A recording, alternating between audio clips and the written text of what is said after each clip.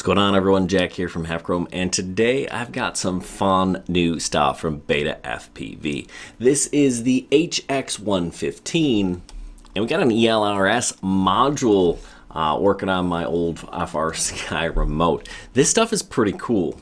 Let's dive into it.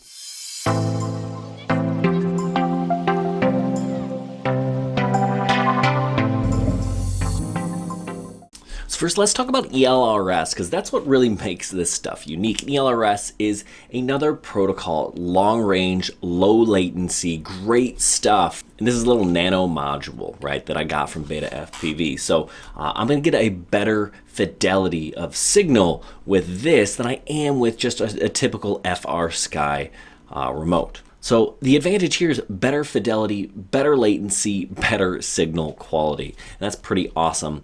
And it's nice that they're starting to make these things really small. I mean, look at this. This is a 2.4 gigahertz version. You can get 2.4, you can get 900 megahertz, but 2.4 is great for like micros and stuff, and tend to be smaller. The hardware tends to be smaller, so that's what I'm going with. You can basically think of it as open source Crossfire. So this is really exciting stuff that's actually moving the hobby forward. Binding, once I sorted out my issues, was actually really simple. I plugged this into the ELRS configurator. I tell it, hey, I got a binding phrase, and then it just binds up, right? I don't have to push buttons or hold anything down, and I can move my module from remote to remote, and it'll stay bound. Super cool stuff. So let's dive into this drone, which is the first ELRS drone I've flown. This is the HX115, and it's a 1S long-range drone, which I don't know if that really makes sense, because with a 1S battery, you're not going to be able to get far enough for long range. Plus, I had some issues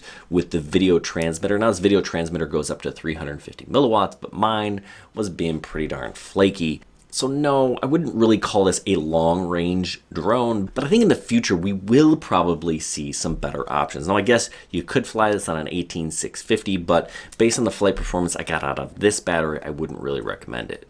Now, I had some issues getting this set up initially, but I got some help from Darren over at Everything Micro FPV. If you haven't seen his channel, I got a description down below. You're going to want to check that out, but super helpful guy, loves micros, and was able to kind of point me in the right direction. I had soft bricked the flight controller, so I had to basically reset it, and then everything worked well enough. Now, if you've seen his review on this, he didn't like the way that it flew. He said that it was basically overpropped, and I have to agree, it really is. This is one of the more disappointing drones I've flown in a while.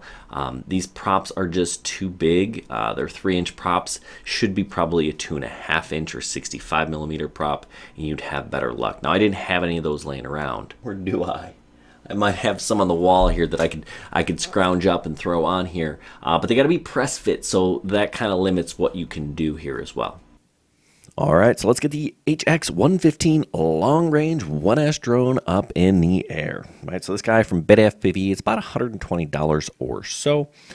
And the redeeming quality on it is it's got an all-in-one flight controller with the ELRS receiver built in. Now, the ELRS receiver is fantastic.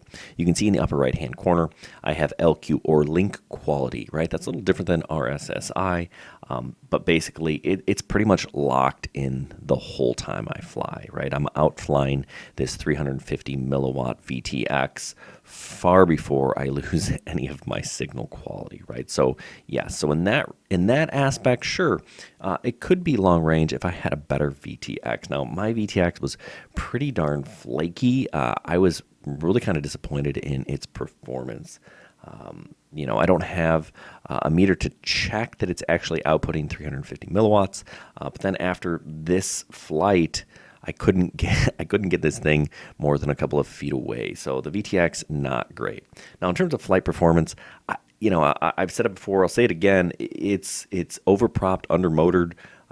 You know, you just get a ton of bobbles and flutters. Even just kind of in changes in altitude, you kind of see that shaking up and down. That's going to be pretty consistent throughout my flights. You know, so it's kind of disappointing. Some interesting things like the F4 flight controller being a micro USB-C connector. I actually kind of like that.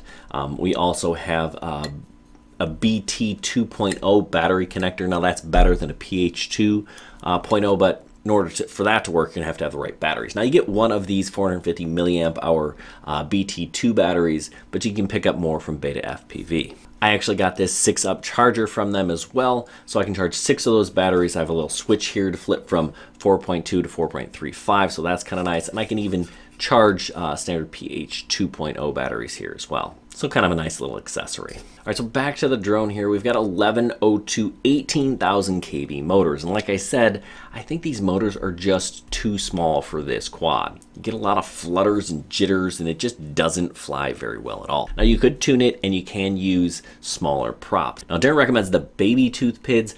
I didn't bother because my VTX burnt out. I don't know what's going on. I have had terrible luck with this particular drone. Maybe it's me, maybe this is a one-off, but I do really like the frame, and I do really like the flight controller. One of the things that's really nice about this is this flight controller has that ELRS built into it, so I don't have to add a receiver. So I think what I'm going to do is, this is a nice frame. I think I'm gonna get some different motors, and I'll rebuild a better quad. So we've got a good start here, but at the end of the day, this just isn't going to cut it. You like this? You like the internals? You like the components? Sure, go ahead and pick one up. Links in the description down below, but note that I recommend, and most people would recommend, smaller props and a different tune. If you want to deal with that, there's probably better options out there, or at least there will be. If you're into long range, I still think the 4-inch long range quad is the way to go. I just did a review of the Recon 5, a 5-inch long range drone, but I still think this 4-inch is kind of the sweet spot in terms of long range flying.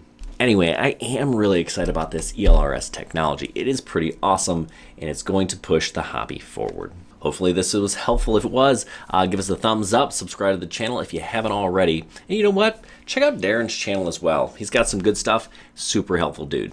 Remember, we do give drones away at least once a month on our Patreon, so you're going to want to check that in the video description down below as well. Hey, good luck everyone, and happy flying.